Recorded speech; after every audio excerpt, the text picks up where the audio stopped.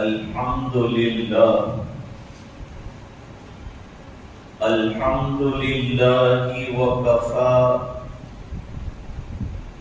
وسلام على عباده الذين اصطفى خصوصا على أفضلهم وخاتم النبيين محمد الأمين وعلى آله وصحبه أجمعين. أما بعد، أعوذ بالله من الشيطان الرجيم. بسم الله الرحمن الرحيم.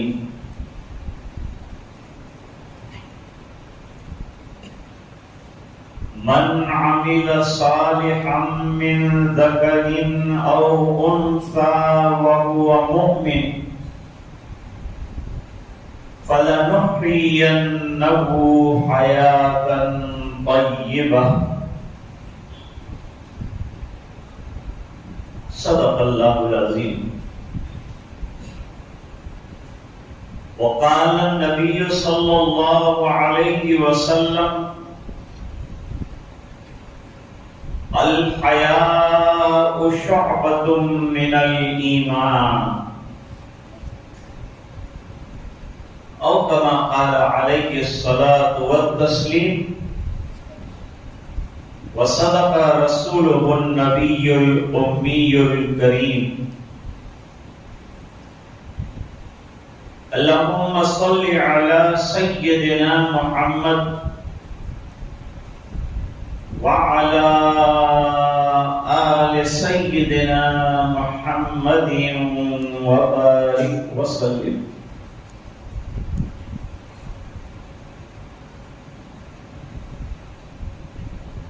آج بفضلہ تعالی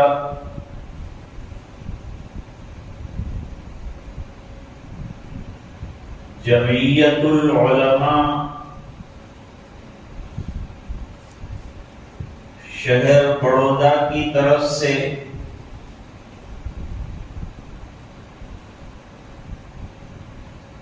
خواتین کے لیے خصوصی پروگرام کا اہتمام کیا گیا ہے.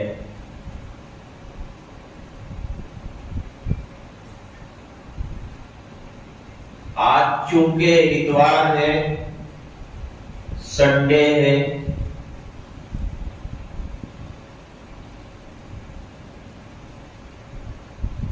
جو بچیاں کالج اور یونیورسٹیز اور اسکولز میں جاتی ہیں ان کا بھی یہ فارغ دن ہے.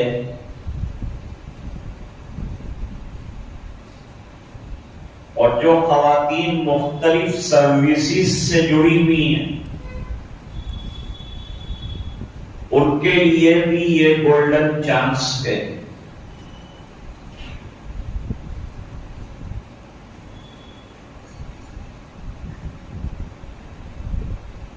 اسلام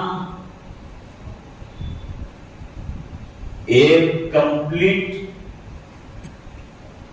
اور مکمل دین ہے.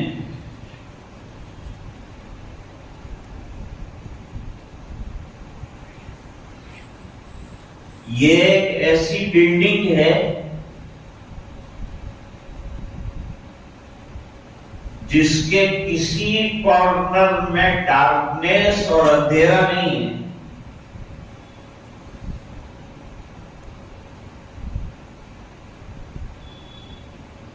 جب آدمی اپنا کوئی مکان بلڈ کرتا ہے، بناتا ہے،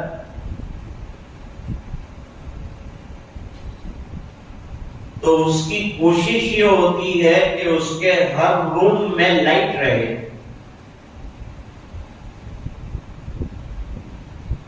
چاہے پھر سٹنگ ہال ہو، ڈائننگ ہال ہو، بیڈ روم ہو، واش روم ہو، ہر جگہ لائٹ لگتی، اندھیرا کسی جگہ بھی نہیں ہوتا. ہر کارنر فل آف لائٹس. اللہ تعالیٰ نے ہمیں جو دین عطا فرمایا ہے وہ ایک بلڈنگ کی طرح ہے.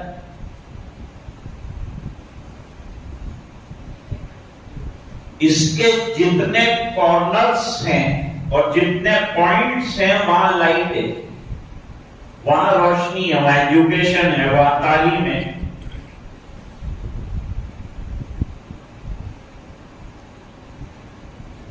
اور تعلیم بھی معمولی نہیں، انتہائی درجے کی کمپلیٹ تعلیم.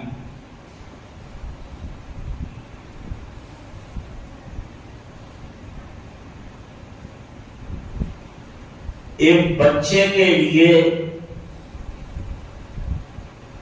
ماں باپ کو ایجوکیٹ کیا جاتا ہے تاکہ اس کی جو نئی جنریشن آئے گی وہ بھی ایجوکیٹڈ ہو، اس کے پاس علم ہو.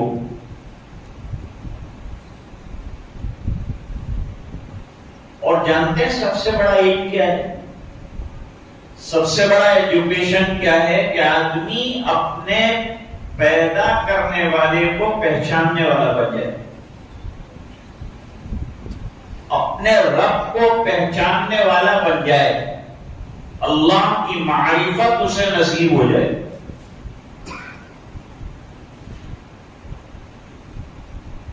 ہم میں سے ہر ایک کی کوشش ہوتی ہے کہ بڑے سے بڑے آدمی کے ساتھ ہمارے ٹرمز اور کنڈیشنز ہوں، تعلقات ہوں. تو سب بادشاہوں کے بادشاہ اللہ نے، وہ تو خود کہتے ہیں کہ تم آؤ، میں تم کو قریب کرنا چاہتا ہوں، نزدیک کرنا چاہتا ہوں، تمہیں اپنا بنانا چاہتا ہوں.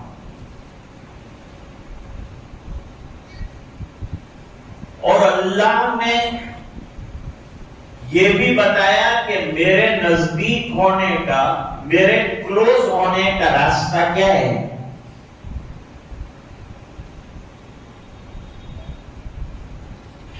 قرآن کریم سے معلوم ہوتا ہے کہ اللہ سے قریب کرنے والی کتاب قرآن کریم ہے اور اللہ سے قریب کرنے والی عبادت نماز ہے. مسلمان کہیں بھی چلا جائے گا، چاہے وہ آفس میں ہو، چاہے وہ دکان میں ہو، چاہے وہ گھر میں ہو، اسے پنجگانہ نمازیں ادا کرنی ہیں. 24 گھنٹوں میں 5 وقت کی نماز فرض ہے. نماز سے زندگی بنتی ہے، بے حیائیاں ختم ہوتی ہے، حیا شرم انسان کے اندر آتی ہے.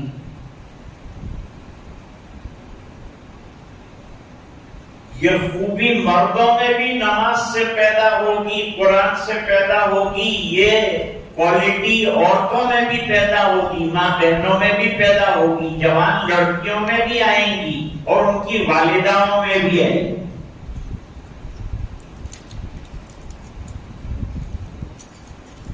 بچوں کو کیسے ایجوکیٹ کرنا چاہیے قرآن نے اشارہ کیا. یا ایھا الذین آمنوا قوا انفسکم واہلیکم نارا. اے ایمان والو، خطاب ہمیشہ ایمان والوں کو ہوتا ہے کیونکہ ماننے کا جذبہ اگر ہے تو ایمان والے میں. ایمان والا ہو جو مان کے زندگی گزارے. ایمان صرف جان لینے کو نہیں کہتا، ٹو نو اس کا نام ایمان نہیں ہے، to believe and to practice اس کا نام ایمان ہے. صحابہ نے پہلے اللہ، رسول، قرآن اور ایمانیات کو دل سے بغیر کسی زبردستی کے مانا اور ماننے کے بعد 100% اس کے اوپر عمل کر کے دیا. یہ دین جو ہمیں ملا ہے یہ صرف تقریروں کا نام نہیں، یہ پریکٹس میں لانا ہے. اس کو پریکٹس میں لایا جائے گا. جیسے ڈاکٹر پڑھتا ہے، MBBS بنتا ہے، تو بعد میں وہ پریکٹس کرتا ہے اور کمال درجے پر پہنچتا ہے، ٹاپ لیول تک پہنچتا ہے. لڑکی پڑھے گی تو چاہے گی کہ وہ ٹاپ لیول تک جائے، IAS درجے کی آفیسر بن جائے. ابھی لڑکیاں IAS درجے کی آفیسر بن رہی.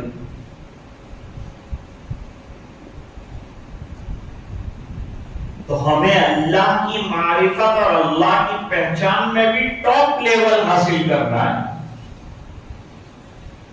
اللہ سے قریب تر ہونا ہے، اور اس کا طریقہ یا تو قرآن کریم کی تلاوت ہے یا نمازوں کا پڑھنا ہے، اور اس کے علاوہ جو تعلیمات قرآنیہ ہیں اس کے اوپر عمل کرنا ہے.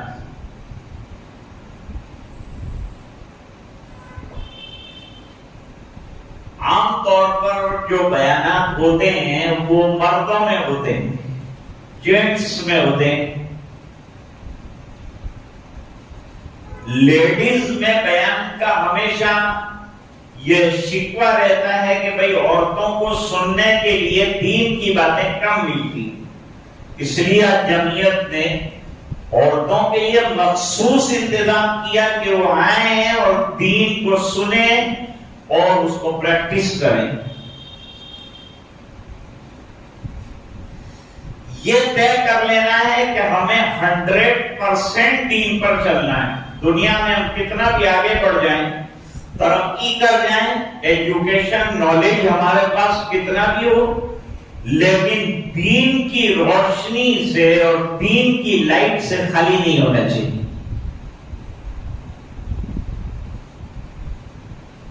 With the light of deen, somebody goes in the dunya and the worldly things. He will not astray.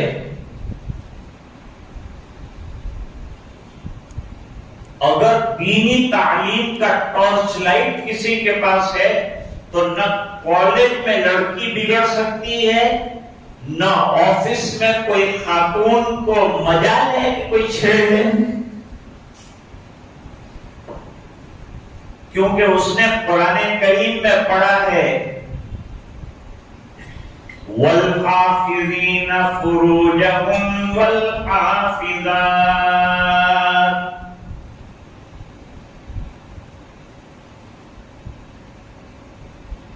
عورتیں شکایت کرتی تھی کہ بھئی قرآن میں سب مردوں کے لیے تو بہت باتیں آئی، عورت کے لیے کچھ نہیں آیا.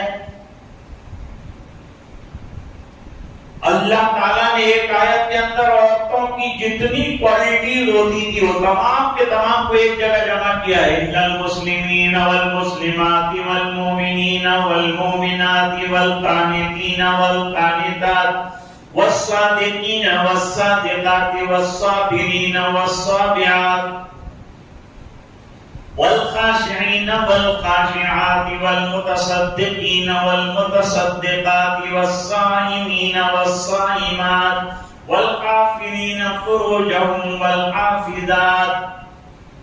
دیکھو کتنی کوالٹیز بیان کی ہیں. یہ سب کوالٹیز جو ہیں لیڈیز کے اندر اور عورت کے اندر پائی جانی چاہیے. حضور پاک صلی اللہ علیہ وسلم نے فرمایا کہ ایمان کے more than 70 برانچیز ہیں. ایمان کے درخت کے 70 سے زیادہ برانچ ہیں. اس میں ٹاپ آف دی ٹری کیا ہے؟ Root of the tree. یعنی لا الہ الا اللہ محمد الرسول اللہ، اللہ پر ایمان لانا اور حضور پاک صلی اللہ علیہ وسلم کو اللہ کا رسول ماننا۔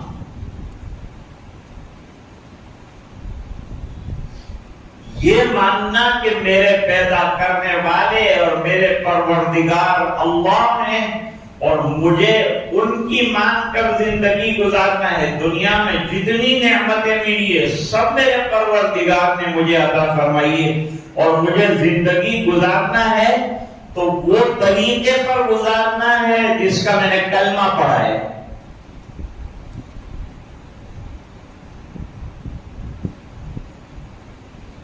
تو ایمان کے 70 سے زیادہ شعبے، اعلیٰ اور افضل شعبہ ہے عقیدہ۔ عقیدہ جڑ ہے ایمان کی، جس کو ہم بلیف کہتے ہیں۔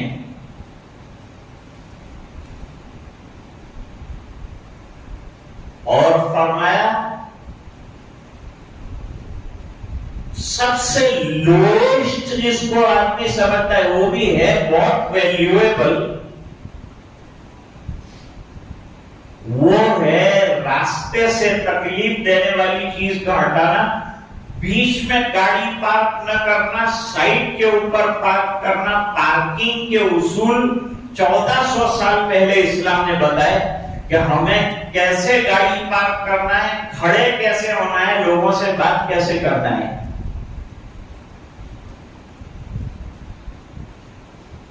پھر حضور پاک صلی اللہ علیہ وسلم نے فرمایا کہ حیا ایمان کا زبردست شعبہ۔ حیا کو انگریزی میں موڈیسٹی کہتے ہیں۔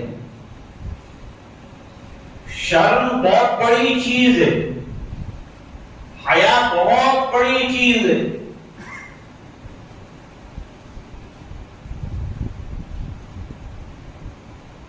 حضرت عبداللہ ابن عباس رضی اللہ تعالیٰ عنہ نے عطا ابن ابی رباح نامی تابعی جو شاگرد بھی ہیں حضرت عبداللہ ابن عباس رضی اللہ تعالیٰ عنہ کے،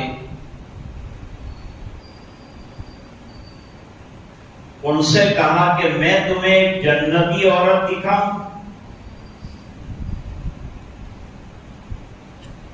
کہ ضرور دکھلائی۔ کون ہے وہ جنتی عورت؟ سامنے وہ کالی بڑھیا جو جا رہی ہے وہ جنتی۔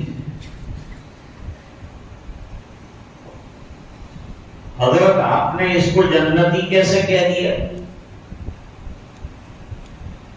جواب دیا کہ میں نے نہیں کہا، نبی کریم صلی اللہ علیہ وسلم کی زبانی سنا ہے۔ تو ایسا تو کیا انسیڈنٹ ہوا تھا، ایسا کیا واقعہ پیش آیا کہ جس کی وجہ سے یہ عورت کو جنتی گردانا گیا؟ ہمارے آقا تاجدار مدینہ جناب رسول اللہ صلی اللہ علیہ وسلم کے پاس لوگ اپنے اپنے سوالات لے کر آتے تھے، مسائل لے کر آتے تھے اور حل کراتے تھے۔ کوئی دعا کے لیے آتا تھا، کوئی دم کرانے آتا تھا، کوئی مسئلہ پوچھنے آتا تھا، اور سرکار کی نشست ہے آپ دن پر یہی کام کرتے ہیں، یہی دینی خدمت انجام دیتے۔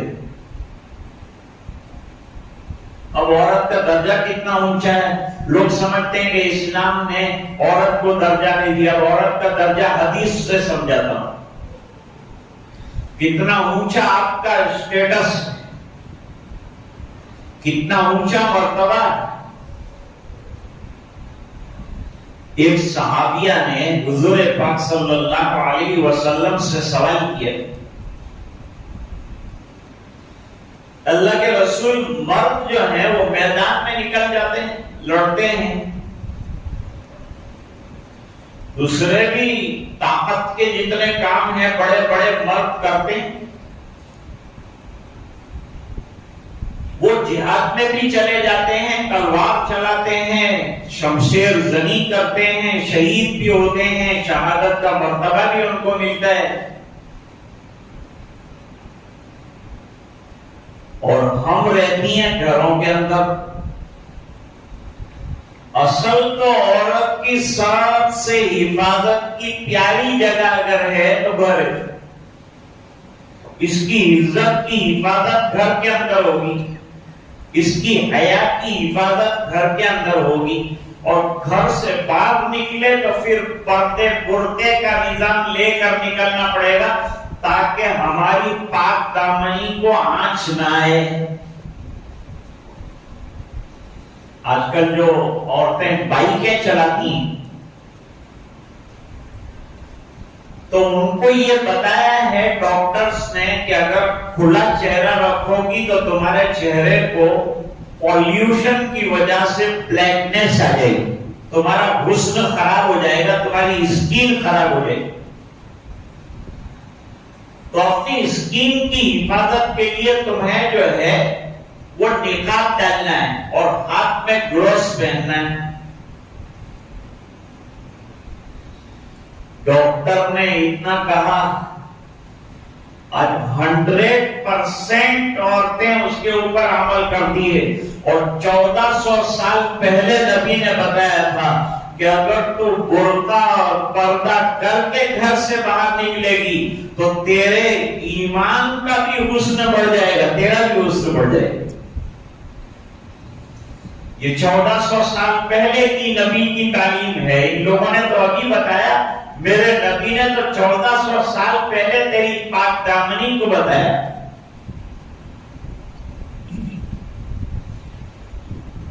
اس لیے عورت کے لیے مسجد میں نماز پڑھنے کو نہ کہا, یوں کہا گھر کے اندر نماز پڑھے. اور گھر کا اندھیرا کونا اس کے اندر نماز ادا کرے. یہ اچھا ہے کہ کسی کھلی جگہ میں نماز پڑھے. عورت چھپانے کی چیز ہے, ایکسپوز کرنے کی چیز نہیں ہے.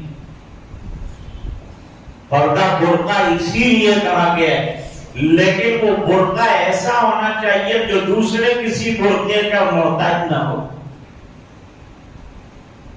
برقع پھر ایسا ہونا چاہیے کہ جسے حقیقت میں نقاب اور پردہ کہا جائے. سرکار کے دربار میں ایک خاتون نے یہ سوال کیا, مردوں کو بڑے بڑے درجے ملتے ہیں, اگر ہم کو اجازت دی جائے ہم بھی میدان کارزار کے اندر اپنے جوہر دکھائیں. اللہ نے ہم کو بھی طاقت دی ہے, ہم کو بھی قوت دی ہے, ہم بھی نکلیں.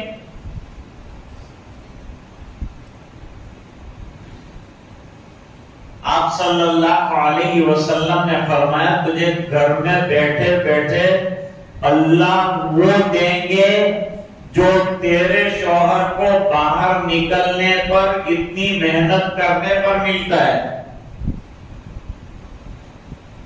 عورت کی ذمہ داری ہے اپنی اولاد کی پرورش کرنا, اپنے شوہر کے گھر کی عزت کو, اس کے مال کو, متاع کو محفوظ رکھنا, سیکیور رکھنا, پروٹیکٹ رکھنا. تو کہا ایک شوہر میدان کارزار میں جاتا ہے, لڑتا ہے, کٹتا ہے, واپس آتا ہے, جتنا اجر اللہ تعالی یہ پورے سفر کی مشقت کا اس کو دیتے ہیں اتنا اللہ گھر میں بیٹھے بیٹھے اس کی بیوی کو دے دیتے. کتنا خیال رکھا ہے عورت کا, کتنا بڑا مرتبہ رکھا ہے عورت کا. جب بچہ بولنا شروع کرتا ہے اور ماں باپ بلواتے ہیں اللہ اور بچہ ایک مرتبہ اللہ بولتا ہے تو فرشتوں سے اللہ فرماتے ہیں ماں باپ کی مغفرت کر دو, یہ دونوں نے مل کر اس کو اللہ یعنی میرا نام سکھایا ہے. اور جب قرآن پڑھنے جاتا ہے اور مدرسے میں داخل ہوتا ہے تو اللہ تعالیٰ اس کی ماں باپ کی مغفرت فرما دیتے ہیں کہ یہ میری کتاب پڑھ رہا ہے. تو عطا ابن ابی رباح کے سامنے حضرت عبداللہ ابن عباس رضی اللہ تعالیٰ عنہ فرماتے ہیں اس عورت کو نبی کریم صلی اللہ علیہ وسلم نے جنتی قرار دیا. یہ آئی تھی حضور پاک صلی اللہ علیہ وسلم کے دربار میں حاضر ہوئی اور آ کر اس نے اپنی بیماری کے متعلق سوال کیا کہ مجھے مرگی کی بیماری ہے، اچانک کھینچ آتی ہے اور میں بے ہوش ہو کے گر جاتی ہوں، یہ بیماری ہے مجھے. آپ تو سب کے لیے دعا فرماتے ہیں، تو میری یہ بیماری کے لیے دعا فرمائیے، اللہ شفا دے دے. تو حضور پاک صلی اللہ علیہ وسلم نے اس خاتون کے سامنے دو آپشن رکھے. ایک آپشن یہ رکھا کہ تو چاہے تو میں تیرے لیے شفا کی دعا کر دوں، شفا دینے والے اللہ.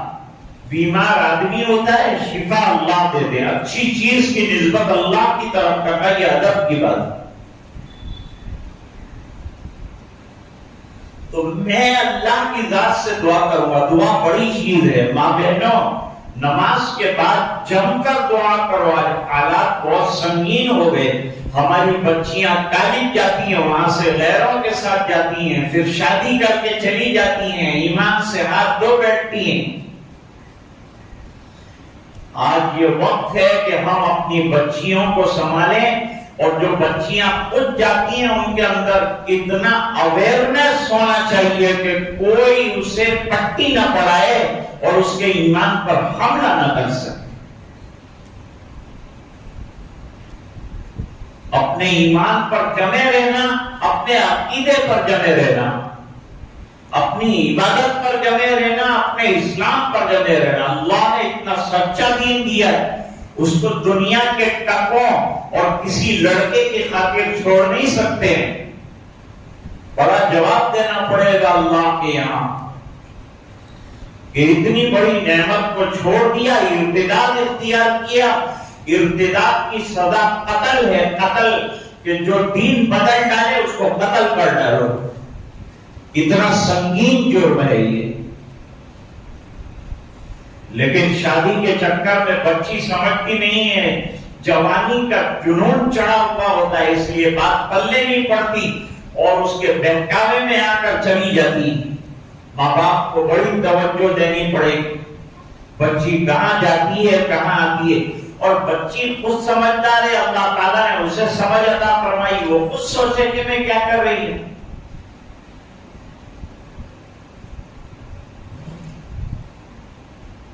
تو کہاں میں دعا کروں گا، اور اگر میں دعا کروں گا تو اللہ تعالیٰ شفا بھی دے دیں گے. شفا دینے والے اللہ. ہم کو بھی اپنے تمام کاموں کے لیے، چاہے کام چھوٹا ہو کہ بڑا ہو، اللہ کے سامنے ہاتھ پھیلانا چاہیے، اللہ سے مانگنا چاہیے، دعا کرنی چاہیے.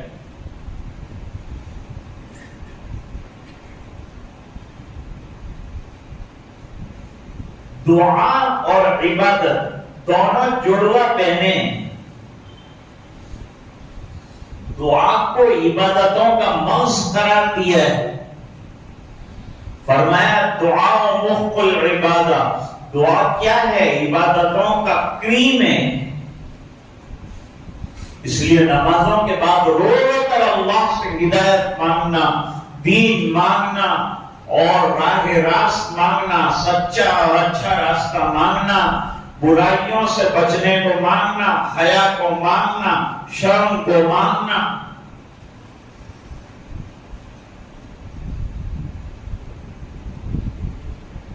ایک آپشن تو یہ بتایا. دوسرا آپشن یہ بتایا کہ اگر تو یہ بیماری پر صبر کر جائے، جو تجھے مرگی کی، بے ہوشی کی جو بیماری ہے، یہ بیماری پر اگر تو نے صبر کر لیا تو میں تیرے لیے مغفرت کی دعا کروں گا، جنت کی دعا کروں گا، تیرے کو جنتی قرار دلوا دوں گا۔ اللہ کے دربار میں تیری مغفرت ہو جائے گی، لیکن صبر کرنا پڑے گا۔ دنیا کے اندر پریشانی تو آئے گی، بیماری رہے گی، لیکن جنتی ہو جائے گی۔ اللہ نے عورت کو سمجھ عطا فرما دی، اور جب سمجھ عطا فرمائی تو عورت نے کہا، اس خاتون نے کہا، حضور میں صبر کر جاؤں گی، چلو جنت کی سفارش میری کروا دیجیے۔ حضور پاک صلی اللہ علیہ وسلم نے فرمایا، اللہ تعالیٰ تجھے جنت نشین فرمائے، تجھے جنت میں جگہ عطا فرمائے۔ اس نے کہا میرا ایک اور سوال کی، کہا وہ دوسرا سوال کیا ہے؟ کہا وہ سوال یہ ہے کہ جب میں بے ہوش ہو کر چکر کھا کر گرتی ہوں تو اس زمانے میں تو لباس بالکل سادہ تھا، اوپر ایک چادر نیچے ایک چادر، یہ سادہ سا لباس تھا، اور چادر جلدی کھل بھی جاتی ہے۔ آج کل تو ٹائٹ جینز اور فلاں طرح طرح کے عریان اور ننگے لباس لڑکیاں پہنتی ہیں اور عورتیں پہنتی ہیں۔ یاد رکھو، مسلمان لڑکی اور مسلمان خاتون لباس پہنے گی جسم چھپانے کے لیے، اور دنیا کی عورت لباس پہنتی ہے جسم دکھانے کے لیے۔ حضرت فاطمہ الزہرا رضی اللہ تعالی عنہا کا انتقال ہوا تو پہلے وصیت کی کہ مجھے رات کو دفنانا، غیر محرموں کی نظر مجھ پر نہ پڑے، اور جب میری نعش کو قبر میں رکھو تو اوپر چادر ڈالنا، تاکہ زندگی میں میرے جسم کی انگلی کسی نے نہیں دیکھی، تو مرنے کے بعد بھی میری مردہ لاش پر بھی کسی کی نظر نہ پڑے۔ یہ حیا، یہ شرم اسلام نے سکھلائی۔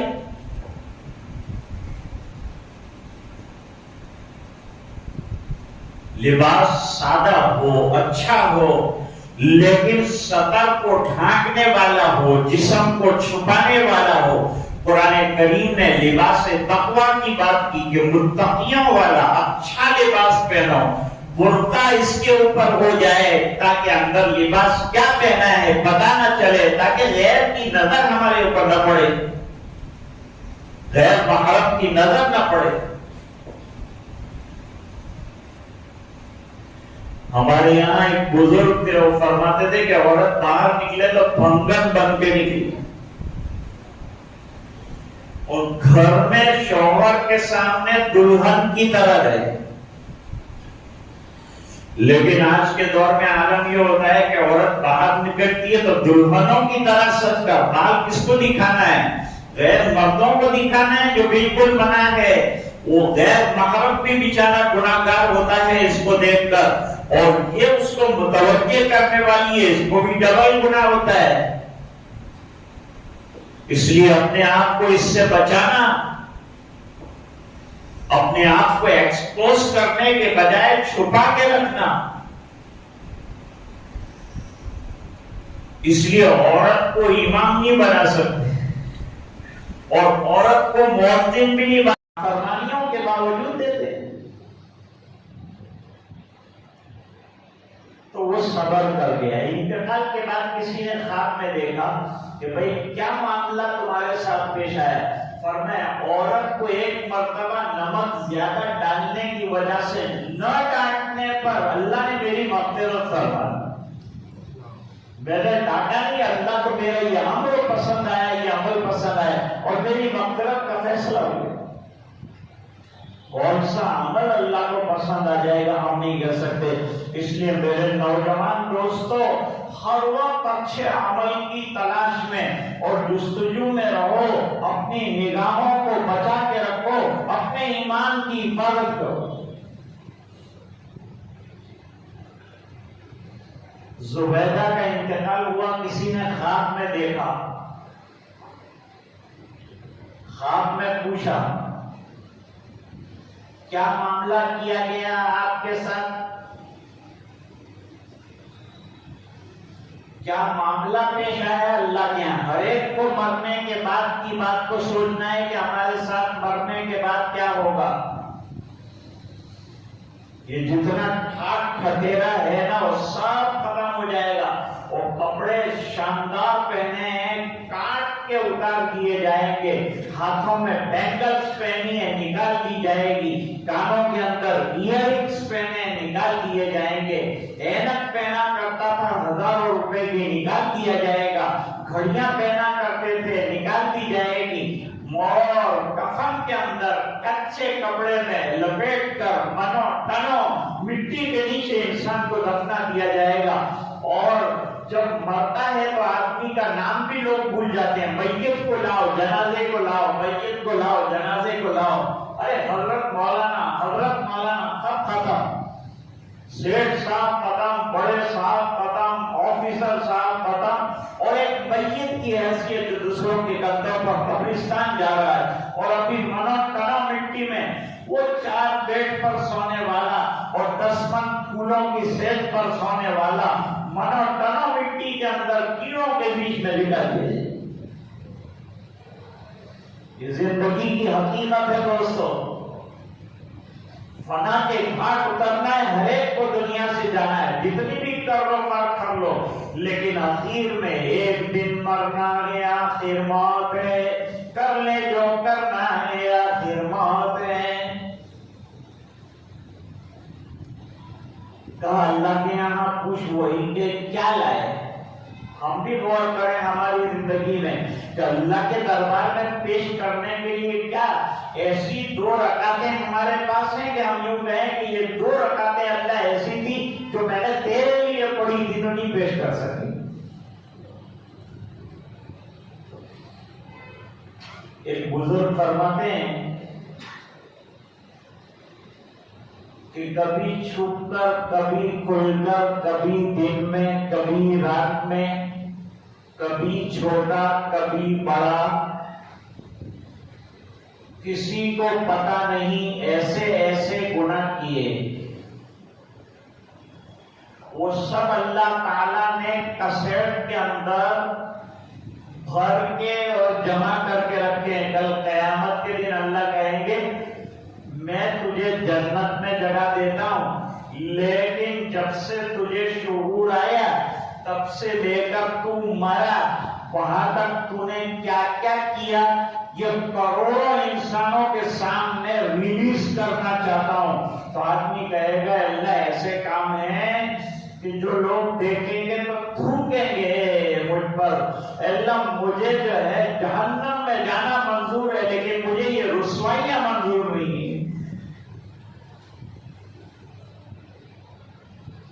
اللہ تعالیٰ نے سوال کیا وہاں بتاؤ کیا لے کے آئی ہو؟ انہوں نے جواب دیا کہ نہر زبیدہ لے کے آئی ہوں۔ میں نے لاکھوں لوگوں کے لیے جو پیاس سے تڑپ رہے تھے، جن کے کھیت بالکل ویران ہو چکے تھے، ان کے لیے پانی کا انتظام کیا ہے۔ تو ادھر سے جواب ملا کہ یہ تو لوگوں کے مال سے تم نے بنایا، یہ جو تم نے کام کیا یہ تو لوگوں کا مال تھا، لوگوں کے لیے تم نے استعمال کیا، زندگی میں نے دی تھی، میرے لیے کیا کیا، میرے واسطے کیا کیا یہ بتاؤ۔ اب کہتے ہیں میں سناٹے میں آگے کوئی دوسرا عمل تو سوچا بھی نہیں تھا کہ میں نے کیا ہے ایسا کہ جو دربار ربانی میں پیش کروں، اللہ کے حضور میں پیش کروں، ایسا کوئی عمل تو مجھے یاد بھی نہیں تھا۔ بس اس کے اوپر خیال تھا کہ بخشش ہو جائے گی، پھر دوسرے عمل کی کیا ضرورت۔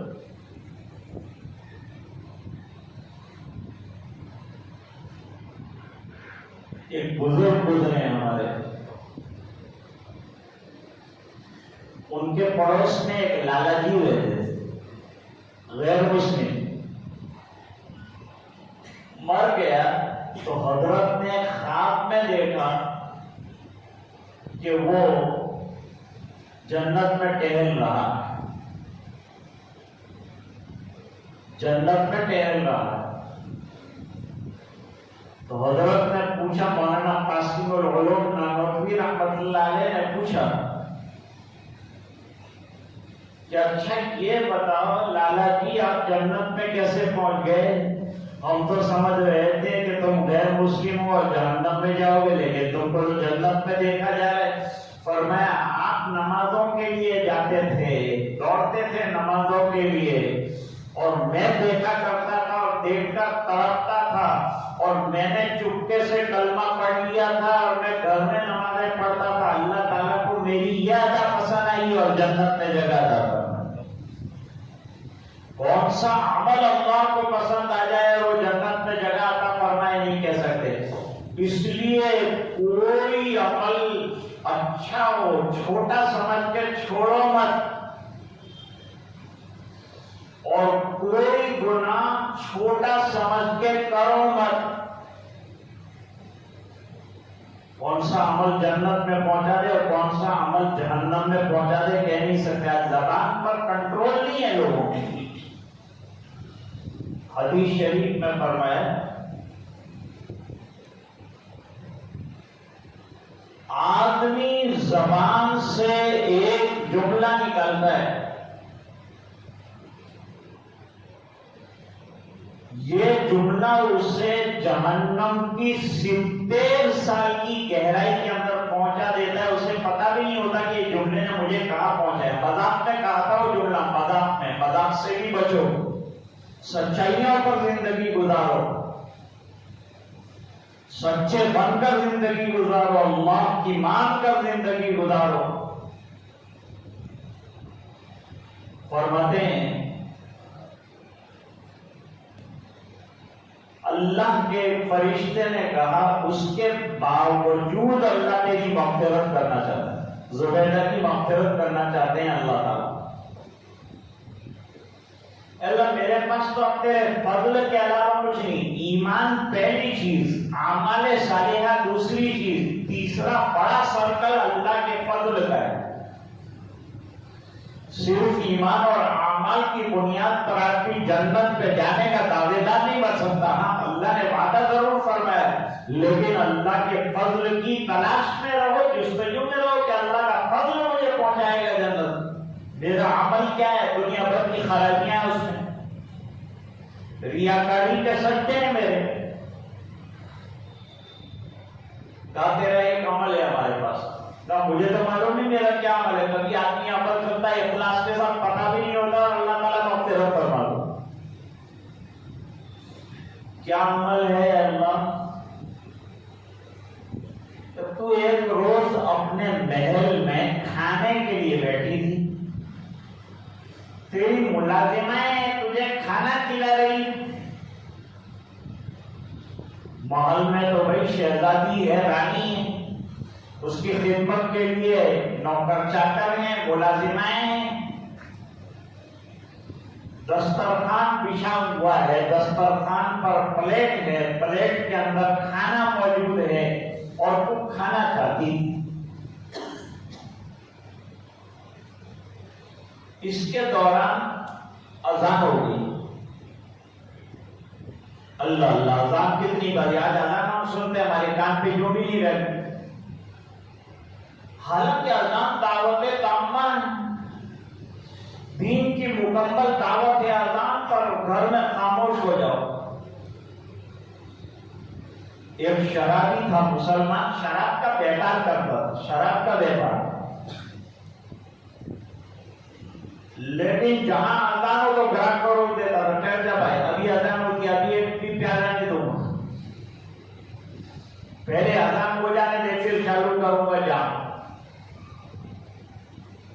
انتقال پر کسی نے پوچھا کہ کیا معاملہ ہوا؟ فرمایا میں جو ہے اذان کا اکرام اور احترام کیا کرتا تھا، اللہ نے مجھے توبہ کی توفیق دے دی اور آج جنت میں جگہ عطا فرمائی کہ تیرا یہ عمل ہم کو پسند آئے کہ تو نے اذان کا ایسا احترام کر دیا۔